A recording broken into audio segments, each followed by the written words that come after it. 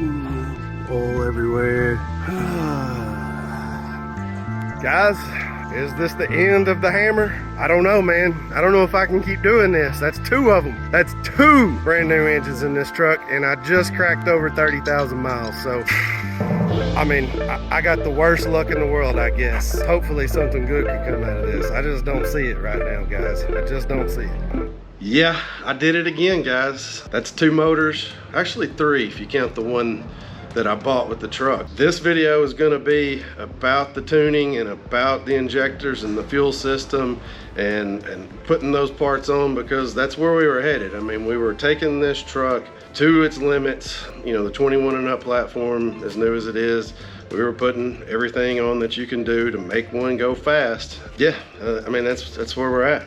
We're gonna put out another video. We're gonna tell you how it happened, my theory on why it happened, and we're gonna get into a little more detail into all that, because as of this video, it's at the shop with the cab off and we are figuring out what's broke. Are the heads done as well? That sort of thing. So let's get into this video. So I want to show you what you get with the JD Performance fuel pump system. What you're going to get is a factory fuel pump, but he has modified this thing. So he's machined this out of a billet aluminum to accept 2 motors. And so you've increased that pumping power to get more fuel up to your high pressure fuel pump in the front. It's also going to come with a fuel filter. This kit also comes with another control module for the fueling system, so that your tuner can program or actually tune with each of these motors independently, instead of having a Hobbs switch like on older systems. So everything, I guess, is a little bit more fine-tuned, and they can take advantage of that with this system. You're also going to get this wiring harness. Now, I've already pulled it out of the package and stretched it out so I could you know, straighten the cord out, make it a little easier to route everything. But everything is custom built for your truck, whether you've got a 26 gallon or a 36 gallon fuel tank, long bed, short bed, whatever cab configuration you got, it's built to your VIN number with OEM quality parts and everything. So I mean, what you get here is worth the money, and it's, you know, it's going to work. Jamie flow tests every one of these before it leaves his shop.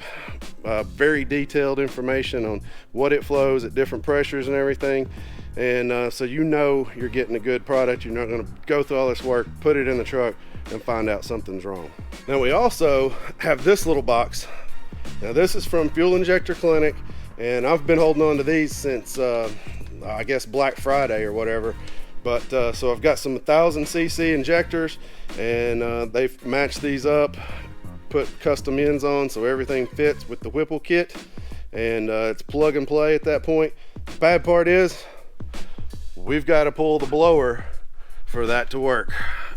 Can't get to the injectors without pulling the lid and then pulling the blower off of the engine to get down in there. You can't even really see anything. I don't have very good light in here, but to get to that fuel rail and be able to put these in, this has to come off. So some more work to go on to get this tuned, you know, to be able to tune for fully 85. But here we go, let's get to working. Okay, whew. So I'm not going to show you everything that goes on with this job, but I do have the fuel tank down. Mine is a 36 gallon.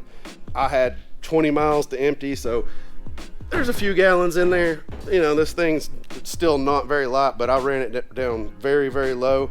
Could not imagine trying to do this job if it were full. Please don't try to do that. But what you're going to do first is up here in the front, you've got 2 connections you're going to undo. Back here in the back, you got to undo your filler neck. This is going to be right at this connection.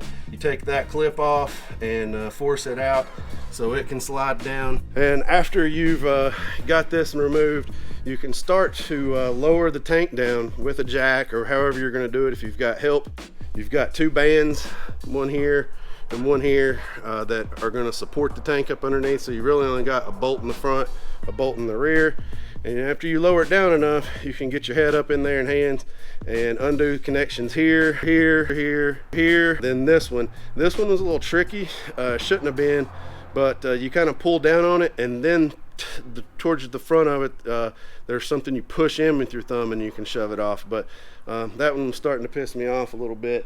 But all in all, pretty easy to get this thing dropped down in the floor. Now we can throw the new fuel pump in and button it all back up. To change out to these high flow fuel injectors, Sam's got to take the blower off. He's already purged the fuel system, unhooked the line underneath the truck, and basically just ran it out of gas. Airbox is off.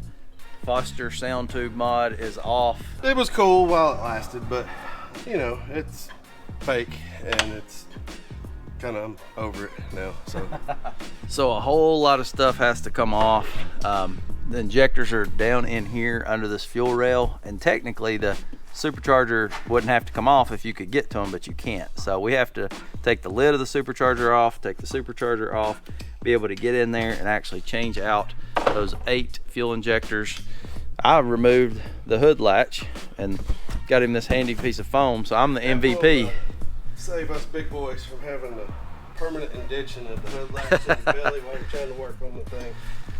So we'll kind of show you some clips as we go through this, but the belt's got to come off. Like, all kinds of stuff's got to be undone to be able to pull this system. Sam is unhooking the coolant lines. Oh, he's got a squirter right in his face. So he's got it clipped off pretty good with these little handy dandy clips we've got that should contain some of the squirtage, but it's not gonna be good. Squirting. Oh, there she goes. Gulp, gulp, gulp, gulp, gulp. Not too bad. That's better than I thought it was gonna be. Sam has got the lid off. It's over here.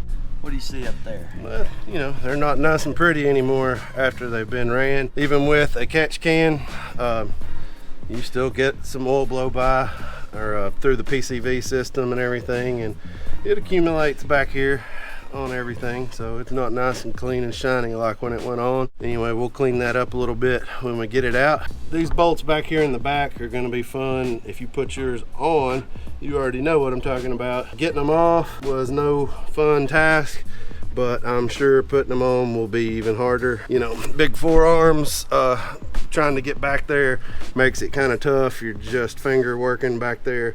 But anyway, let's get the rest of this thing out of here. All right, quickly guys, I'm gonna take you through some of the issues I've had since this was one of the first Whipple kits to go on an F-150. You know, if you guys remember, this was installed down at Town & Country Ford in Bessemer, Alabama. I myself and Auto Vlog had these installed at the same time. These were probably one of the first 5 kits that were available, and you know, some things were a little bit different. We'll go ahead and show you that. This is the injectors that are the 62-pound GT500 injectors. As you can see, my wiring harness is not usable for any other injectors.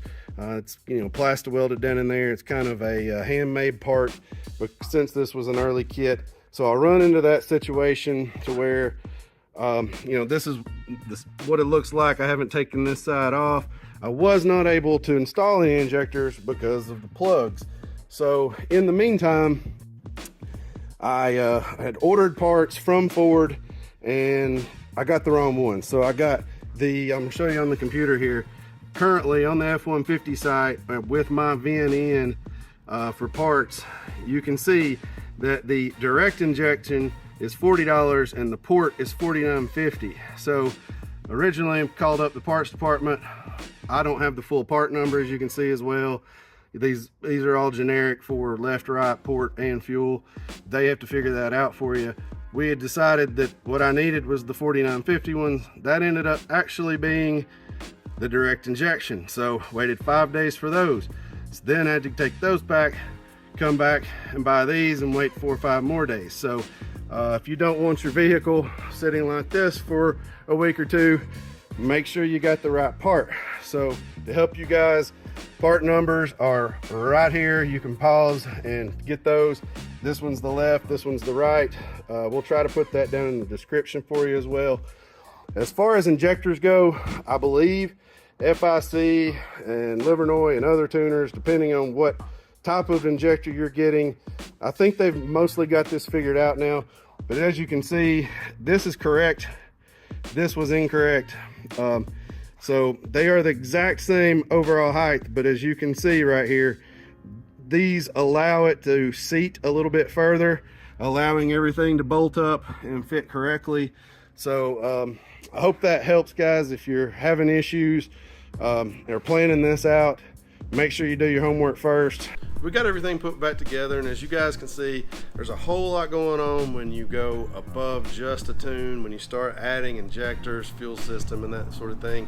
It's a whole lot more work, but that's what it takes to go fast. This was gonna be a super upbeat video, but under the circumstances, we had to kind of adjust. We still wanted to show you guys what we did with the injectors, with the fuel system, what it takes to do those upgrades, talk about tuning. That's what we're doing here. But this is more of a somber video than it should have been. When you blow a motor, it's kind of hard to be happy about it. Just so you guys know, yes, this is my daily driver. I mean, the Hammer is what I drive everywhere I go. Sure, we've got a bunch of other cars sitting around here. It's always a pain because we keep everything broke around here. Now that you've seen all the ridiculous stuff Sam did to try to get 800 wheel horsepower out of his truck that probably shouldn't have had over 675 or 700 wheel horsepower and blew up his second motor, go watch part 2 to find out why he thinks this actually blew and all the carnage and all the details of that glorious day where he busted motor number 2. You know, it's funny, I've never blown a motor, and you've blown 2 recently, and I know you've blown more than that. What a pathetic loser. Yeah, but you got 4 or 5 vehicles that don't run right now.